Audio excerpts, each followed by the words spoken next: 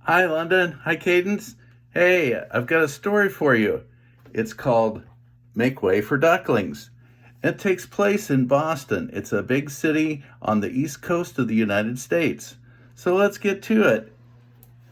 Here it shows how baby ducks are born. They come from an egg, and first they crack little cracks in the egg, and they keep cracking and cracking and cracking and cracking until the duckling finally gets out and is big enough to walk on his own. There goes the duckling. And as I said, make way for ducklings. And here's the story starting up here. Mr. and Mrs. Mallard were looking for a place to live, but every time Mr. Mallard saw what looked like a nice place, Mrs. Mallard said it was no good. There were sure to be foxes in the woods or turtles in the water, and she was not going to raise a family where there might be foxes or turtles. So they flew on and on.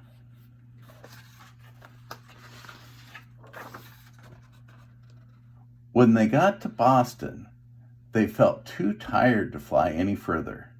There was a nice pond in the public garden with a little island on it. The very place to spend the night, quacked Mr. Mallard, so they flapped down to the island.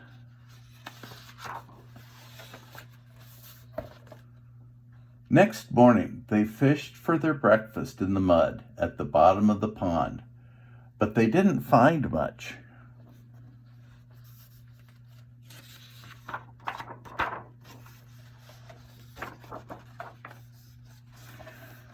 Just as they were getting ready to start on their way, a strange, enormous bird came by, and it was pushing a boat full of people. There was a man sitting on its back. "Good morning," quacked Mr. Mallard, being very polite. The big bird was too proud to answer, but the people on the boat threw peanuts into the water, so the Mallards followed them all around the pond and got another breakfast, better than the first.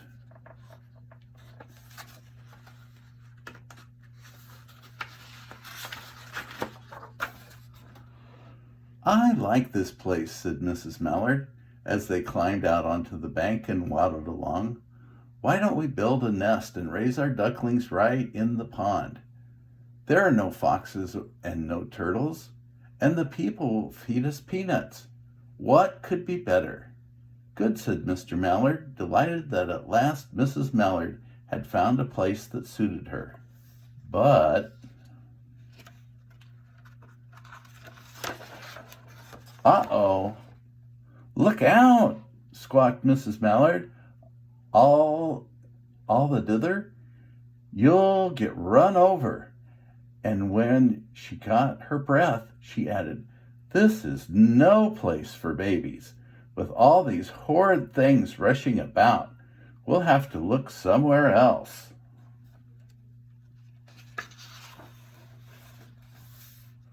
So they flew over Beacon Hill and around the State House, but there was no place there.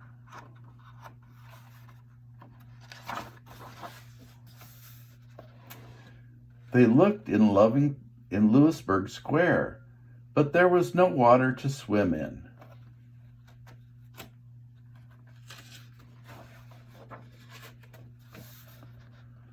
Then they flew over the Charles River. "This is better," quacked Mr. Mallard. "That island looks like a nice, quiet place, and it's only a little way from the public garden." "Yes," said Mrs. Mallard, remembering the peanuts. "That looks like just the right place to hatch ducklings."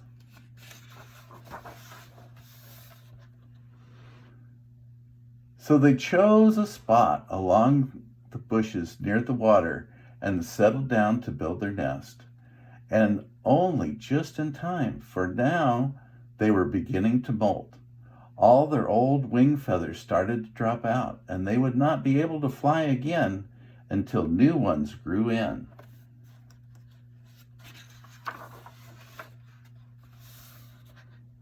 But of course they could swim, and one day they swam over to the park on the riverbank, and there they met a policeman called Michael, and Michael fed them peanuts. And after that, the mallards called on Michael every day.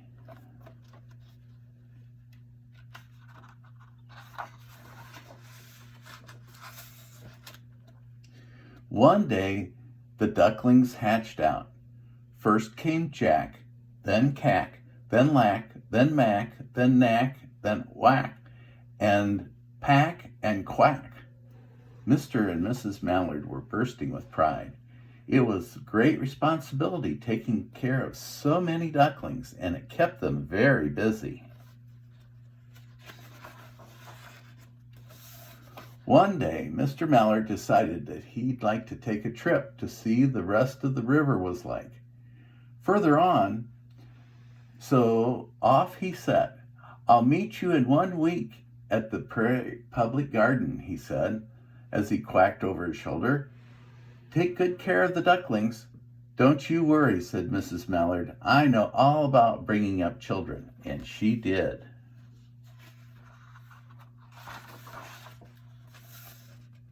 She taught them how to swim and how to dive.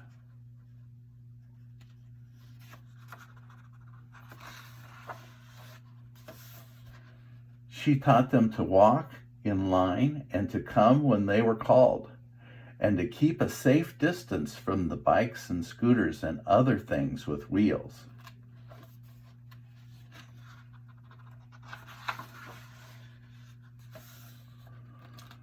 When at last she felt perfectly satisfied with them, she said one morning, "Come along, children, follow me." Before you could wink an eyelash, Jack, Cack, Lack, Mack, Knack, Whack, Quack, and Pack fell into line just as they had been taught. Mrs. Mallard led the way into the water, and they swam behind her to the opposite bank.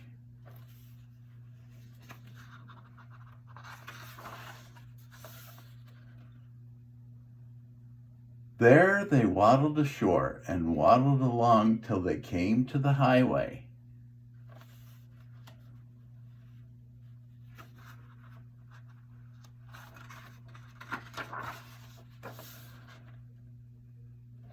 Honk, honk, quack, quack, quack. Mrs. Mallard stepped out onto the crossroad. Honk, honk, went the horns on the speeding cars. Quack, went Mrs. Mallard as she tumbled back again.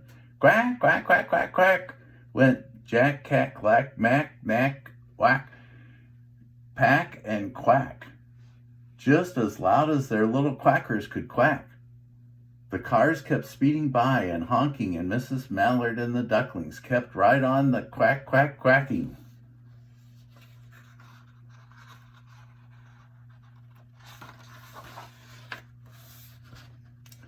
They made such a noise that Michael came running, waving his arms and blowing his whistle.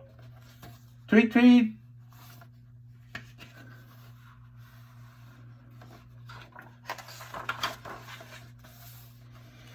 He planted himself in the center of the road and raised one hand to stop the traffic, and then he beckoned with the other, the way policemen do, for Mrs. Mallard to cross over the street.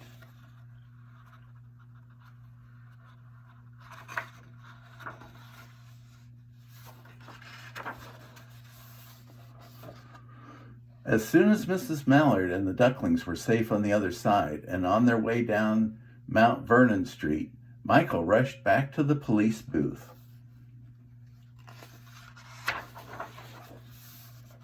He called Clancy at headquarters and said, "There's a family of ducks walking down the street," Clancy said. "A family of what?" "Ducks," yelled Michael. "Send the police car quick." Meanwhile, Mrs. Mallard had reached the corner bookshop and turned onto Charles Street with Quack, Cack, Lack, Mack, Knack, Whack, Pack, and Quack all marching in line behind her.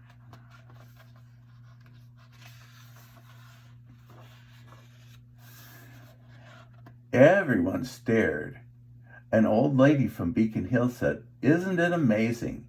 And the man who swept the street said, "Well now, ain't that nice?" And when Mrs. Mallard heard them, she was so proud. She tipped her nose into the air and walked along with an extra swing in her waddle.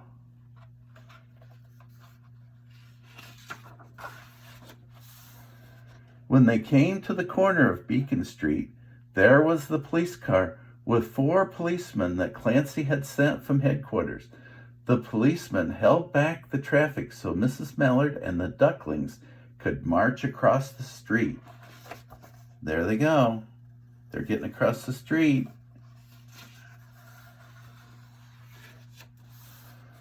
Right on to the public garden. There they go. They're going into the garden.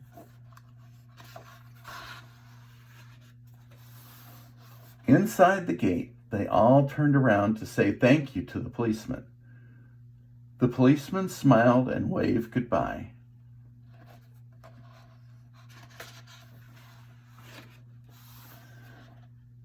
When they reached the pond and swam across to the little island, there was Mr. Mallard waiting for them, just as he had promised.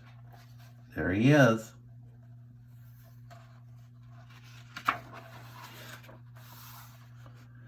The Ducklings liked their new island so much that they decided to live there. All day long, they followed the swan boats and ate peanuts. And there's the swan boat, and there's the Ducklings. They're following and eating peanuts. And when night falls, they swam to their little island to go to sleep. There they go, going back to the island to go to sleep. Night-night. The end. That's Make Way for Ducklings. Love you. Good night. Bye.